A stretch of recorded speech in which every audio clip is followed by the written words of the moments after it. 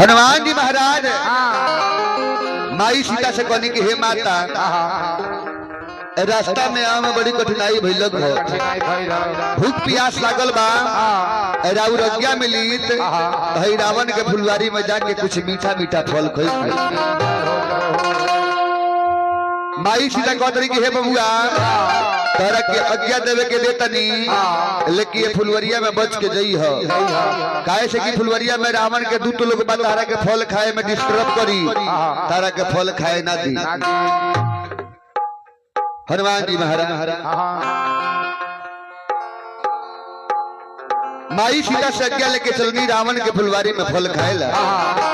रावण के रखवार लोग सुतल रहे रावण के रखवार लोग के जगावतनी गछिया उखाड़ के दहिया पर फेंकतनी रखवार लोग खिसिया के उठल हनुमान जी के मारे पड़ल आजे भी हनुमान जी के मारे पड़ल हनुमान जी ओकरा के स्वर्ग में पहुंचा दे। आजे कुछ बच गई रहे लोग लंकापति रावण के लगे पहुंचल बा आ कहता कि हे लंकेश ए फुलवरिया में एगो बंदर आइल बा आ बड़ा उत्पात मचैले रखवार लोग कहता कि बाती अजूबा एगो अरे अनहोनी भाई कि ना जाने बगिया में अरे कैसे घुस गई कि मरल बपहरू के अरे पोछी में पकड़ के तो मरल बपहरू के अरे पोछी में पकड़ के ना जाने का हो राजा लंकाए गढ़ के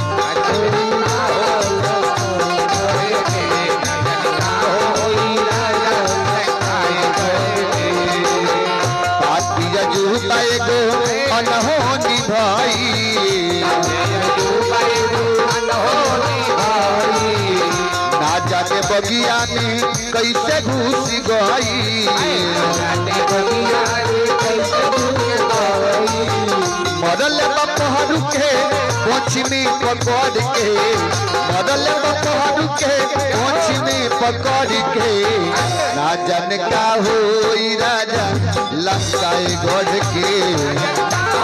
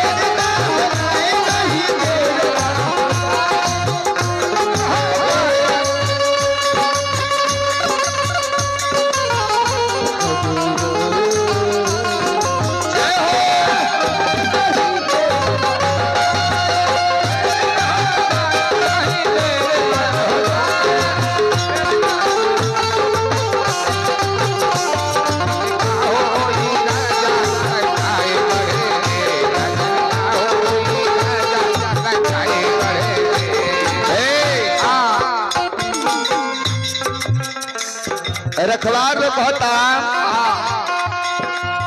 रावण से कि हे लंकेश कि हमनी के ना जाना तो से कि बंदर के देह में इतना ताकत होला इतना शक्ति होला अरे 10-20 पहरू लोग के रखवार लोग के कुछो नहीं के बुझत एक झटका में उठा के फेंक देता कि बानर में तना न होला बीरताई कसबी सपहरू से कुछ ना बुझाई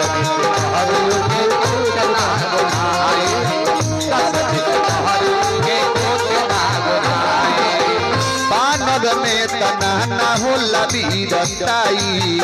कसबी सपहरू से कुछ ना बुझाई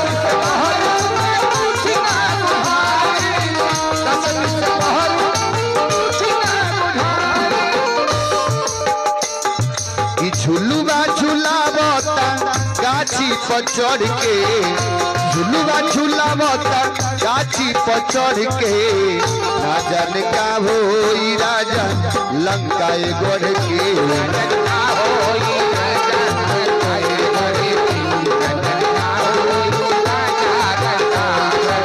मंगल मूर्ति मारुत नंदन सकला मंगल मूल निकंदन।